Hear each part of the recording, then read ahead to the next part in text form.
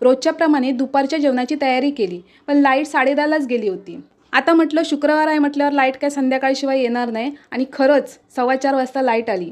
हे लाईटवाले ना रोज रोज 1 तास अर्धा तास लाईट घालवतात आणि शुक्रवारची तर 5-5 तास लाईट घालवतात. काय एवढं काम करतात काय माहिती. असो, पण ही विरारवाल्यांची हीच हालत आहे सगळीकडे. लहान मुलांचं कसं असतं बघा ना, लाईट नसली ना की आउटडोअर गेम बरोबर सुचतात आणि व्यवस्थित खेळतात. TV नसते ना चालू. असो, चला हे लोक बघा कसे खेळतायत. हे बघा दीदी लोकांनी कसं लादीवरती 1 2 3 लिहिलं होतं आणि बॉटलचं बूज घेतलं होतं. बूज त्या अंकांवरती टाकत लंगडी घालत खेळत होत्या.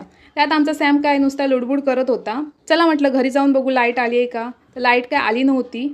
परत बाहेर गेली, बघते तर परत सॅम त्या लोकांना नुसता त्रास देत होता. मध्ये मध्ये जात होता. त्याला घेतलं आणि थोडा वेळ जिन्यावर बसली.